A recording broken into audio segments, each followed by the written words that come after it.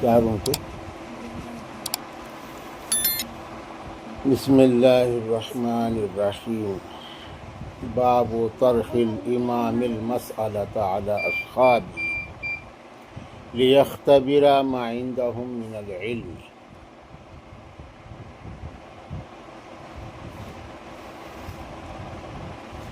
به قال حدثنا خالد بن مخلد قال حدثنا سفيان بن بلال قال حدثنا عبد الله بن دينار عن ابن عمر رضي الله عنهم أجمعين عن النبي صلى الله عليه وسلم قال إن من الشجر شجرة لا يسقط ورقها وإنها مثل المسلم حدثوني ما هي قال فوقع الناس في شجر البوادي قال عبد الله فوقع في نفسي أنها النخلة فاستحييت ثم قالوا حدثنا ما هي يا رسول الله قال هي النخلة.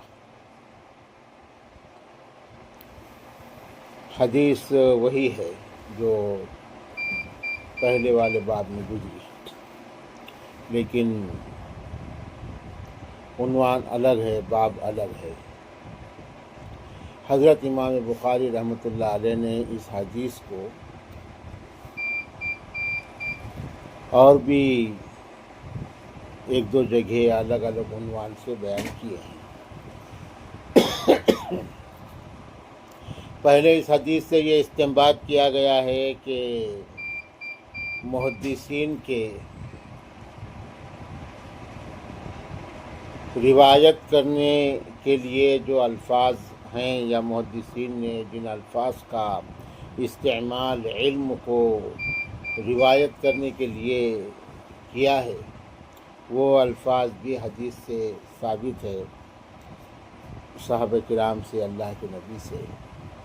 یہاں اسی حدیث سے یہ ثابت کر رہے ہیں کہ موقع محل کے اعتبار سے استاذ کا اپنے شاگردوں کا جائزہ لینا اور شاگردوں کا امتحان لینا، ٹیسٹ لینا، یہ بھی تدریس کے طریقوں میں سے ایک طریقہ ہے، علم کے سیکھنے اور سکھانے کا ایک اصول ہے۔ دوران درس یا پھر کوئی سسٹم کے ساتھ امتحان۔ باب طرح الامام المسألہ، امام سے یہاں مراد استاذ بھی ہے، مرشد بھی ہو سکتا ہے، واعظ اور مقرر بھی ہو سکتا ہے۔ امام کا کوئی مسئلہ اپنے ساتھیوں کے سامنے پیش کرنا،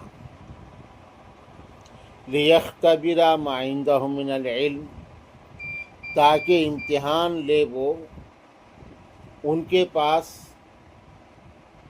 کتنا علم ہے، کتنی معلومات ہے۔ جیسے اللہ کے نبی صلی اللہ علیہ وسلم نے ایک مرتبہ صحابہ کرام کے سامنے یہ بات رکھی، صحابہ بیٹھے ہوئے تھے، اللہ کے نبی نے اوصاف بتائے کہ ایسا ایک درخت ہے جس کے پت جھڑ کے موسم میں بھی پتے نہیں جھڑتے۔ پت جھڑ کا موسم آتا ہے نا سرما میں، کہ درختوں کے پتے جھڑ جاتے پورے، اور صرف ٹہنیاں اور کاڑیاں رہتی درختوں کو، ہے نا۔ لیکن ایک ایسا درخت ہے کہ اس موسم خزاں بولتے ہیں اس کو، اردو میں، اچھی اردو میں کیا بولتے ہیں؟ موسم خزاں، موسم بہار۔ یہ دو موسم ہیں، ایک بہار کا موسم جس میں سب ہرا بھرا ہو جاتا ہے، پھلورا، پھول، پھل، درختوں کو لگتے ہیں، اس کو موسم بہار کہتے ہیں، اور ایک ہوتا ہے موسم خزاں، پھول، پھلورا، پھل، اس کا تو سوال ہی پیدا نہیں ہوتا، لیکن درختوں کے پتے بھی نہیں رہتے، درختوں کو جھڑ جاتے ہیں۔ لیکن ایک درخت ایسا ہے جو سدا بہار ہے، ہمیشہ ہرا بھرا رہتا ہے، ہنستا رہتا ہے، اس کے پتے جھڑتے نہیں کبھی، اور اس کو پھل بھی ہمیشہ رہتے ہیں، اور وہ درخت ہواؤں اور طوفانوں کا مقابلہ کرتا ہے اور اپنی جگہ کھڑا رہتا ہے۔ کتنی ہی طوفانی ہوائیں چلیں، وہ درخت اکھڑتا نہیں، اس کی جڑیں اس قدر مضبوط ہوتی ہیں کہ اٹھنے والی ہوائیں اور یہ طوفان یہ اس کو کچھ نہیں کر سکتے۔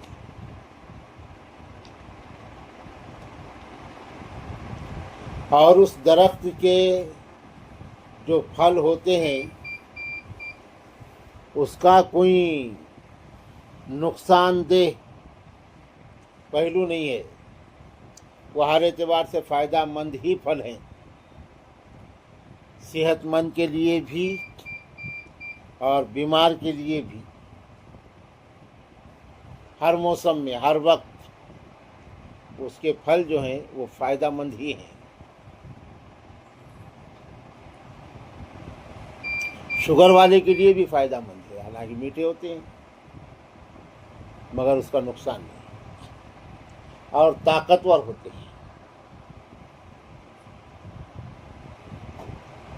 اس کے پھل۔ تو اللہ کے نبی صلی اللہ علیہ وسلم نے اس درخت کی ایک خوبی بتائی یہاں، اور فرمایا کہ وہ درخت مسلمان کی مثال ہے۔ قرآن کریم میں اللہ تعالیٰ نے مسلمانوں کو اس درخت سے تشبیہ دی ہے، اس لیے کہ مسلمان سدا بہار ہوتا ہے، اس کے منہ پہ کبھی بارہ نہیں بجتے، ہمیشہ خوش رہتا ہے، ہنستا ہوا رہتا ہے، کیونکہ اس کا اعتماد اور بھروسہ اللہ کی ذات پر ہوتا ہے۔ اس لیے مصیبتوں میں بھی وہ ہراساں نہیں ہوتا، اور نعمتوں کے اندر بھی وہ مستی میں نہیں آتا، ہے نا مسلمان۔ دوسری بات یہ کہ وہ مضبوط ہوتا ہے، اس لیے کہ اللہ کی ذات پر اس کا یقین ہوتا ہے، چاہے کتنے ہی حالات اس کے اوپر آئیں، وقتی اعتبار سے وہ تھوڑا سا متاثر تو ہوگا، لیکن حالات سے وہ خوف زدہ نہیں ہوتا۔ آبلے پاؤں کے دیکھ کر گھبرا گیا تھا میں،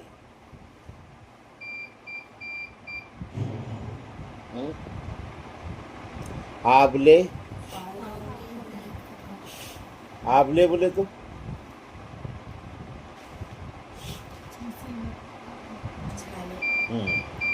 آبلے یعنی چھالے، چلنے چلنے سے پیروں میں چھالے آ گئے، دھوپ ہے، زمین گرم ہے، راستہ پتھریلی ہے، پیروں میں جوتے نہیں ہے، سفر لمبا ہے، چلنے چلنے سے پیروں میں چھالے آ گئے، منزل کی طرف رواں دواں ہیں، چل رہے ہیں، چھالے آ گئے، آبلے پاؤں کے دیکھ کر گھبرا گیا تھا میں۔ کیوں گھبرا گیا؟ ابھی تو منزل باقی ہے آنا، اور یہ چھالے آ گئے تو چھالے آنے کی وجہ سے چلنا نہیں ہو رہا.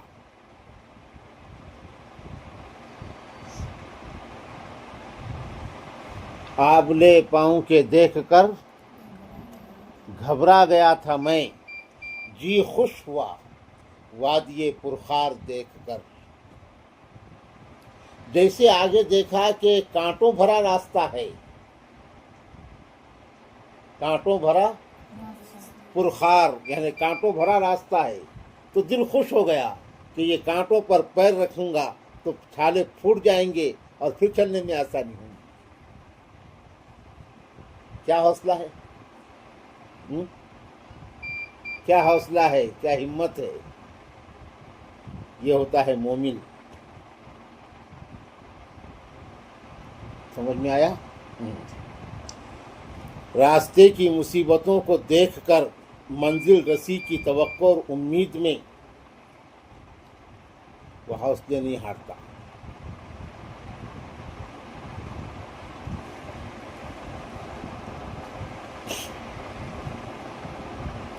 تو مسلمان کو اس درخت سے تشبیہ دی قرآن کریم میں اللہ تعالیٰ نے.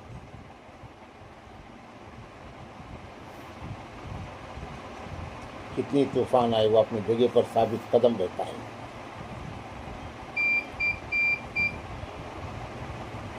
اس کا کوئی بگاڑ نہیں سکتی یہ بجلیاں اور یہ آندھیاں اور یہ طوفان.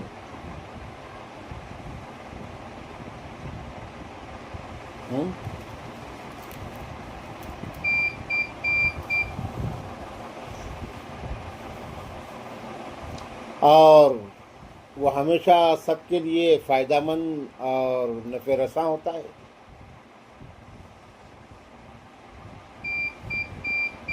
برابر سب کو فائدہ دیتا ہے، ہر وقت فائدہ دیتا ہے.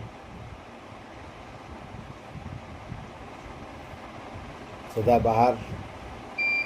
تو اللہ کے نبی نے فرمایا صحابہ کرام سے، حدثونی ما ہیا، بتاؤ وہ کون سا درخت ہو سکتا ہے.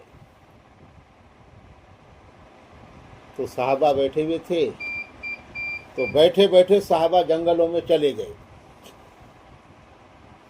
بیٹھے بیٹھے کہیں دیں گے دن کے اب بیٹھے ہوئے رہتے ہم یہاں، لیکن ہم سوچتے تو کہیں اور چلے جاتے ہے نا. سوچ کے اعتبار سے پورا تصور کرنے لگے جنگلوں کا اور جنگلوں کے درختوں کا، وہ کون سا درخت ہو سکتا ہے.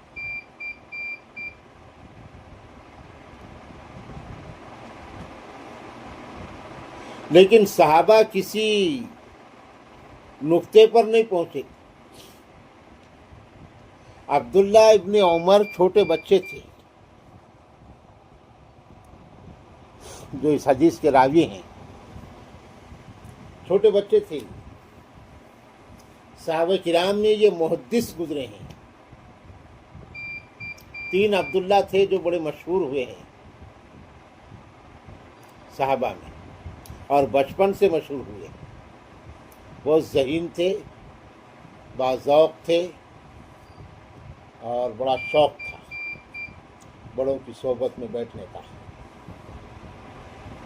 بڑوں کی صحبت میں بیٹھنے کا بڑا شوق تھا. اللہ کے نبی صلی اللہ علیہ وسلم کی صحبت میں جہاں نشست اور مجلس لگتی تھی علم کی، آ کر بیٹھ جاتے تھے. بڑا شوق تھا علم کے سیکھنے کا بچپن ہی سے. تو وہ خود یہ واقعہ بیان کر رہے ہیں اپنے بڑے ہونے کے بعد. وہ اس وقت موجود تھے لیکن ان کی عمر کم تھی. 3 عبداللہ کون کون سے ہیں؟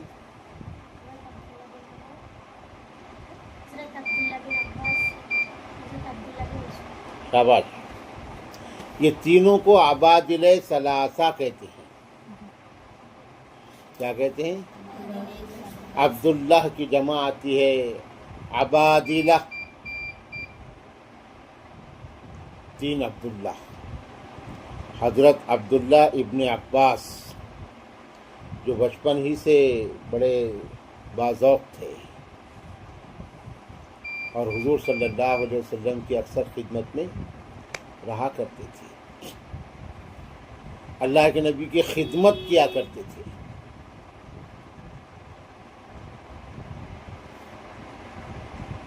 تو اللہ نے ان کو مفسر بنا دیا قرآن کریم کا، ہے نا۔ اللہ کے نبی صلی اللہ علیہ وسلم نے ایک مرتبہ برجستہ دعا دی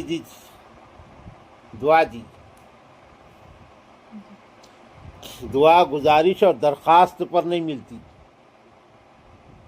گزارش اور درخواست پر دعا کے الفاظ ملتے ہیں، لیکن دعا وہ دل کی صحیح طلب اور سچی خدمت پر ملتی ہے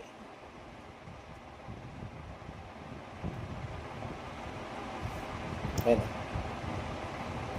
تو بولنا نہیں پڑتا، لمحے لمحے میں وہ آتا ہے، لمحے میں گزر جاتا ہے، لمحے پہ تصرف پالو، لمحہ تاریخ بنا جاتا ہے۔ زندگی میں وہ گھڑی آتی ہے، وہ گھڑی اگر تمہیں مل جائے، بس وہ گھڑی تمہارے روشن مستقبل کا سبب بن جاتی ہے۔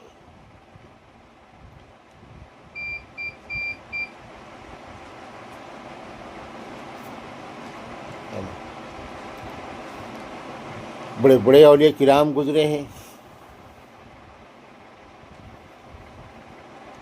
زندگی کی عبادتیں مجاہدے ایک طرف اور چند منٹوں کی خدمت ایک طرف،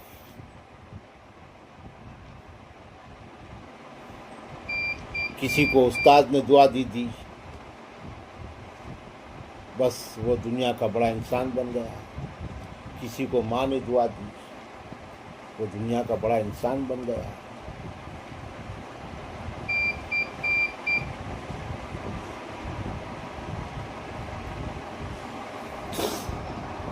ہے سمجھ؟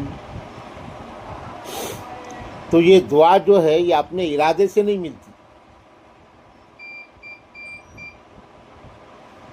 یہ گھڑی ہوتی ہے اور دل کی سچائی اور صداقت کے ساتھ خدمت کے صلے میں مل جاتی،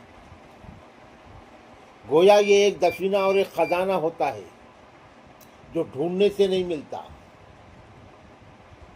وہ اگر سچا اور پاک دل اور پاک باز ہے اور اس کے دل میں بڑوں کی بڑائی اور عظمت کا خیال ہے، چھوٹوں پر شفقت ہے اور اس کے ارادے اچھے ہیں، تو خدمت کی برکت سے اس کو مل جاتی، اور پھر وہ دعا مل گئی، اس کی ہر محنت کامیاب ہو جاتی۔ حضرت عبداللہ ابن عباس رضی اللہ تعالی عنہ ہمیشہ اللہ کے نبی کی خدمت کرتے تھے، لیکن ایک گھڑی آ گئی، اللہ کے نبی ضرورت کو جانا تھا، انہوں نے پانی لے جا کے رکھ دیے۔ حضور صلی اللہ علیہ وسلم کے آنے کے پہلے وضو کا پانی تیار رکھ دیے، آپ کو وضو کرنا تھا، وضو کے لیے آپ بیٹھے، آپ کو وضو کرایا۔ بس یہ چیز اللہ کے نبی کو بڑی اچھی لگی، دل خوش ہو گیا، اور اسی وقت دعا دی، اللہم علمہ الکتاب والحکمہ، اے اللہ عبداللہ ابن عباس کو قرآن اور حدیث کے علم سے نواز دے۔ بس وہ دعا تھی کہ عبداللہ ابن عباس تاریخ کے سب سے بڑے مفسر بن گئے۔ آج تک جتنی تفسیریں لکھی گئیں اور قیامت تک جتنی تفسیریں لکھی جائیں گی، کوئی بھی تفسیر عبداللہ ابن عباس کے قول اور ان کی شرح سے بے نیاز نہیں ہو سکتی۔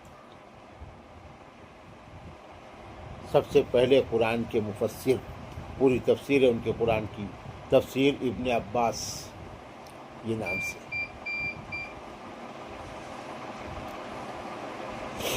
ہے، سمجھ؟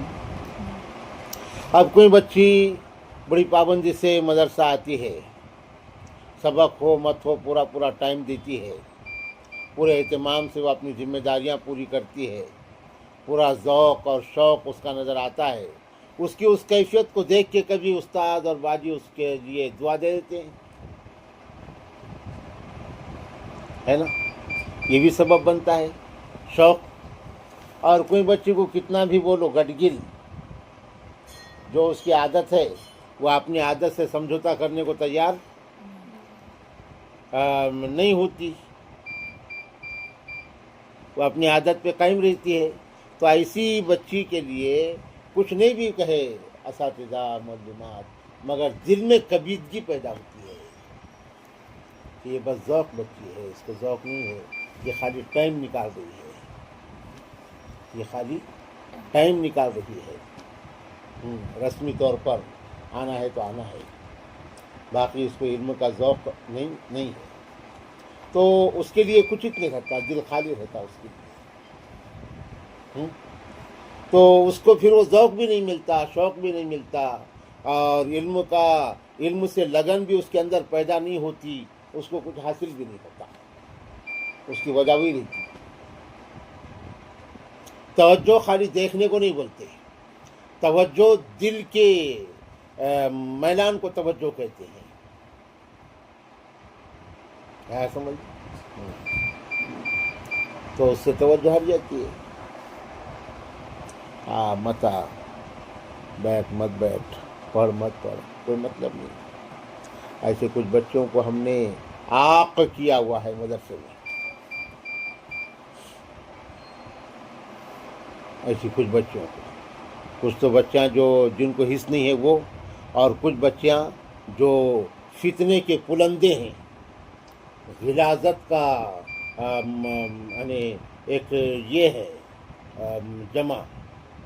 تو ایسی کچھ بچوں کو ہم نے عاق کیا ہوا ہے کہ اس میں پتھر بھی مت مارو، غلاظت بھی اڑا کے مت لو، آؤ مت آؤ، پڑھو مت پڑھو، ان کو ان کے حال پہ چھوڑ دو.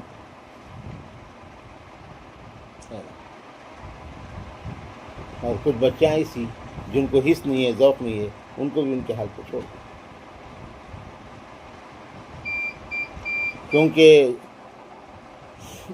بولنے کے سمجھانے کے حد تک سب کے ساتھ بولنا سمجھانا ہوتا ہے، مگر سمجھدار ہے نا. یہ سب ایسی بچیاں ہیں کہ ان کے ہاتھ میں ریزر پتی دیے اور بولے کہ آپ کے ہاتھ پہ چلاؤ تو ایک بھی نہیں چلیں گی کیا؟ اس کو معلوم ہے اس سے زخم ہو جائے گا. مطلب سمجھ ہے ان کے اندر. جب یہ سمجھ ہے تو پھر یہ سمجھ میں کیوں نہیں آ رہا جو اتنے بار بول رہے؟ تو اس کا مطلب اس کو سمجھنا نہیں ہے، یا پھر اس کی بے حسی کی وجہ سے اللہ نے اس کے دل پہ مور لگا دیا. اب اس کے سمجھ میں نہیں آئے گا. اس کو ایک لمبی توبہ کی معذرت کی ضرورت ہے، یا پھر اس کی کوئی ایسی چیز کہیں ہو جائے اور کسی کی دعا اس کو مل جائے تو وہ چیز ختم ہوگی، جب تک نہیں ہوتی. علم جو ہے یہ بڑی چیز ہے، یہ اتنی آسانی سے کسی کو نہیں ملتا. تو حضرت عبداللہ ابن عباس ہیں جو قرآن کے مفسر بن گئے، نہ کتابوں سے، نہ وعظوں سے، نہ زر سے پیدا. علم دولت سے نہیں ملتا ہے نا. کتابوں کا، وعظوں کا مرتبہ بھی بعد میں ہے. علم صحبت سے ملتا ہے، توجہ سے ملتا ہے. نہ کتابوں سے، نہ وعظوں سے، نہ زر سے پیدا. علم ہوتا ہے بزرگوں کی نظر سے پیدا. توجہ، اور وہ توجہ وہ شرافت پہ ملتی ہے. عبداللہ ابن مسعود وہ فقیہ بن گئے، فقہ کے امام، قرآن حدیث سے مسائل کا استنباط کرنے کی صلاحیت رکھنے والے. فقہ حنفی کے پہلے راہبر، رہنما، امام وہ حضرت عبداللہ ابن مسعود ہیں. اور ایک ہیں عبداللہ ابن عمر. تو یہ چھوٹے تھے، پورے صحابہ جنگلوں کے اندر چلے گئے تصوراتی اعتبار سے، لیکن کوئی اس درخت تک نہیں پہنچا. عبداللہ ابن عمر کہتے ہیں اپنے والد محترم سے انہوں نے بعد میں کہا، ان کے والد حضرت عبداللہ ابن عمر کے والد کون تھے؟ حضرت عبداللہ ابن عمر کے والد کون تھے؟ اس کو معلوم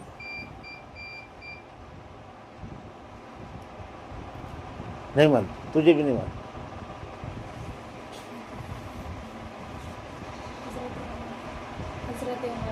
حضرت عبداللہ ابن عمر کے والد، ہاں، حضرت عبداللہ ابن عمر کے والد کون تھے؟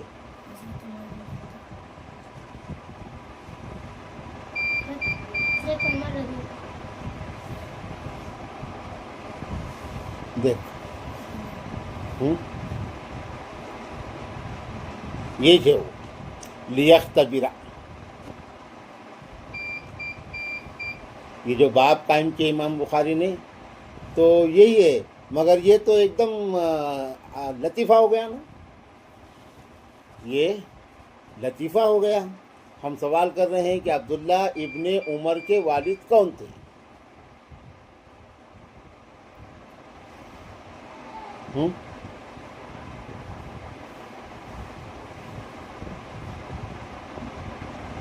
ہم ہی جواب دے رہے ہیں اپنے سوال میں، ہم ہی جواب دے رہے ہیں، اور پھر تم جو ہے سوچ رہے، ہاں یہ کیا ہو گیا؟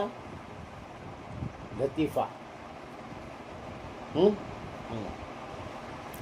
یہ اس بات کی علامت ہے کہ یہ ایک دم بالکل ناخواندہ یا اس قدر پیچھے ہیں، یہ ایک چیز ان کو کچھ سمجھتا نہیں، یا پھر یہ اس بات کی علامت ہے کہ یہ بیوقوف ہیں، یا پھر اس بات کی علامت ہے کہ یہ یہاں نہیں ہے، یہ یہاں نہیں ہے۔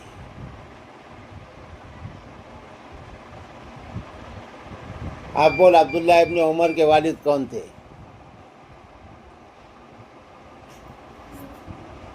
بول۔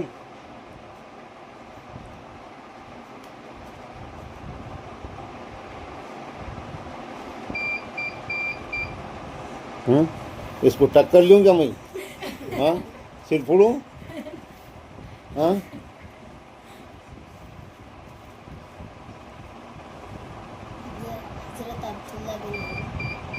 حضرت عبداللہ ابن عمر کے والد کون تھے؟ بول، کون؟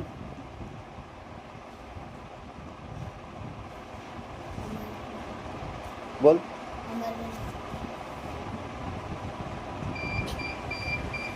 عبداللہ ابن کے معنی بیٹا، عمر ابن عمر،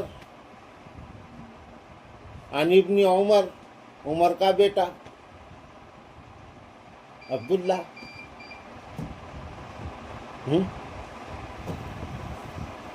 تیرے ابا کا نام کیا ہے؟ اشمیرہ بنت محبوب کے والد کون تھے؟ ہاں بول۔ اشمیرہ بنت عمر کے محبوب کے والد کون تھے؟ کون ہے؟ بول۔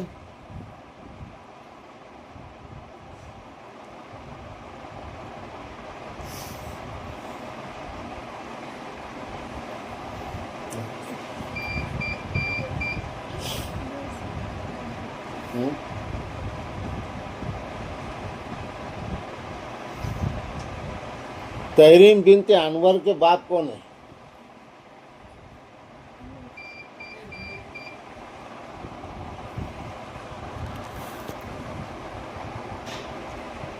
اللہ، تو چھوٹے تھے، انہوں نے بعد میں اپنے والد سے کہا، ان کے والد حضرت عمر بن خطاب رضی اللہ عنہ بڑے صحابی تھے، خلفائے راشدین میں سے ہیں، خلیفہ ثانی ہیں، دوسرے خلیفہ ہے نا، امیر المومنین، اور ان کا دور اسلام کی تاریخ میں بڑا روشن، ترقی یافتہ اور اسلام کے دبدبے والا دور گزرا ہے، حضرت عمر رضی اللہ تعالیٰ عنہ کا دور۔ تو انہوں نے اپنے والد سے کہا، حضرت عمر سے، ابا جان، جب اللہ کے نبی پوچھ رہے تھے کہ وہ کون سا درخت ہے اور اس کی جو خوبی بیان فرمائی تھی، اس وقت میرے ذہن میں آ گیا تھا کہ وہ کھجور کا درخت ہے، جبکہ مجلس میں بڑے بڑے صحابہ تھے۔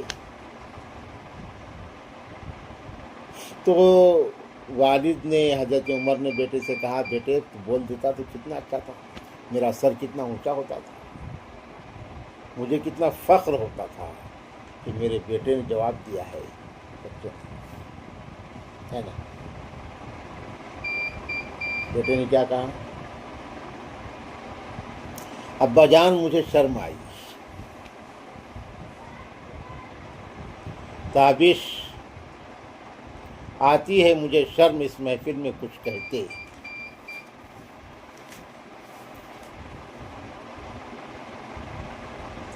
کہ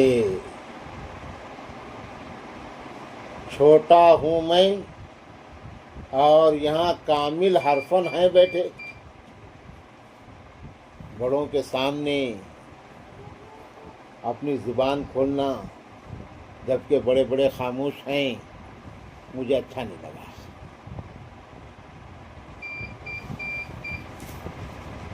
بات کیا ثابت ہوئی؟ ادب، بڑوں کا ادب ہے نا۔ بڑوں کے سامنے بات ذہن میں آئی، جواب بھی آیا، کوئی سرکار کا بچہ بیچ میں کرتا ہے نا، لیکن خاموش، کچھ نہیں بولے۔ فاستحییت، حیا مانے ہو گئی، ادب۔ اس کے بعد صحابہ نے اللہ کے نبی سے کہا، آپ ہی بتائیے اللہ کے نبی، وہ کون سا درخت ہو سکتا ہے، ہمارے تو سمجھ میں نہیں آ رہا ہے۔ تو پھر اللہ کے نبی نے وہی کہا، قال عبداللہ فوقع فی نفسی انہا النخلہ، یہ کہا تھا کہ میرے دل میں آ گیا کہ وہ کھجور کا درخت ہے، فاستحییت، لیکن مجھے شرم آئی۔ ثم قالوا، پھر صحابہ نے کہا، حدثنا ما ہی یا رسول اللہ، آپ ہی بتائیے وہ کون سا درخت ہے اے اللہ کے رسول۔ تو آپ نے فرمایا، ہی النخلہ، وہ کھجور کا درخت، النخلہ، کھجور کا، تو کھجور ہے، کھجور کا درخت، اس سے مثال دی ایمان والوں کو۔ مثلهم کمثل شجرۃ طیبۃ، کشجرۃ طیبۃ اصلها ثابت فرعها فی السماء تؤتی اکلها کل حین باذن ربها، یہ قرآن میں شجر طیبہ کہا گیا ہے، اور یہ کہا توتی اکلها کل حین، جو ہر زمانے میں پھل دیتا ہے، ہر زمانے میں پھل دیتا ہے۔ مومن کو کی مثال بیان کی گئی۔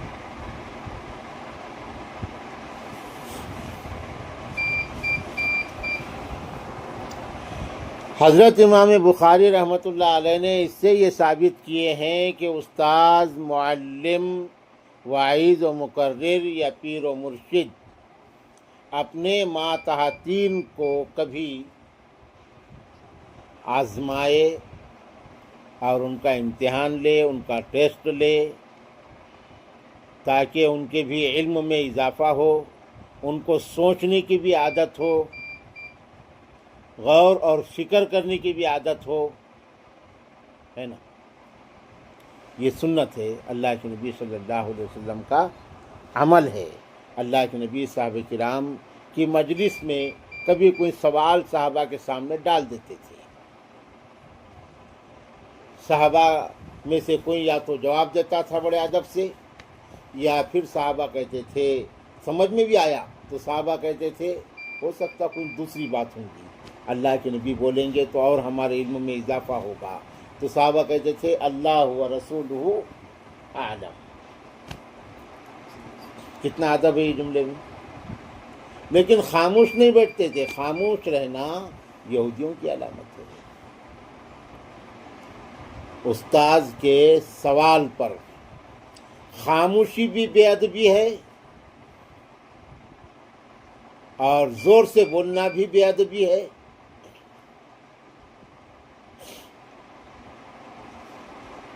جواب دینا ہے تو آہستہ، جو اپنے سمجھ میں آ رہا ہے، دوسرے کا سن کے نہیں، جو سمجھ میں آ رہا ہے تو وہ جواب دے دینا چاہیے. کم سے کم یہ کہنا چاہیے کہ آپ بہتر جانتے ہیں، آپ ہی بتائیے، مگر بولنا چاہیے. خاموش رہنا ادب نہیں ہے، یہ بات یاد رکھنا. درس کی مجلس میں استاذ کے استفسار پر یا کچھ پوچھنے پر خاموش رہنا ادب نہیں ہے، بلکہ یہ بھی شرارت ہے. یہ حیا بھی نہیں ہے، یہ بے ادبی ہے، درس کی مجلس کے خلاف ہے. اللہ کے نبی سوال کرتے تو صحابہ یہ کہتے اللہ و رسولہ اعلم، اللہ اور اس کا رسول بہتر جانتا ہے. اللہ کے نبی صلی اللہ علیہ وسلم نے یوم عرفہ کے موقع پر صحابہ کرام سے سوال کیا ای بلد ھذا. سب کو معلوم تھا کہ یہ مکہ ہے، لیکن صحابہ کیا کہہ رہے ہیں؟ اللہ و رسول عالم، اللہ اس کا رسول بہتر جانتا ہے. صحابہ یہ سمجھے کہ یہ مکہ ہے، یہ تو معروف ہے، مشہور ہے، سب کو معلوم ہے. ہو سکتا ہے اللہ کے نبی کے پوچھنے کا مقصد کچھ اور ہوگا، ہے نا. تو بھی وہ خاموش نہیں بیٹھے، کہ اللہ اس کا رسول بہتر جانتا ہے. اللہ کے نبی نے فرمایا ای یوم ھذا، یہ کون سا دن ہے؟ سب کو معلوم تھا کہ یوم نحر ہے، یوم نحر ہے، قربانی کا دن ہے. لیکن صحابہ نے کہا اللہ و رسول عالم، اللہ اس کا رسول بہتر جانتا ہے نا.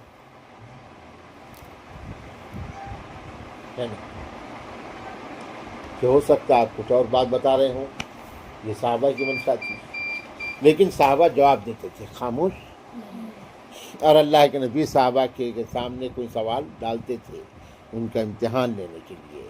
تو معلم اور استاذ کا یا پیر و مرشد کا اپنے ماتحتین کا امتحان لینا موقع محل کے اعتبار سے یہ سنت ہے.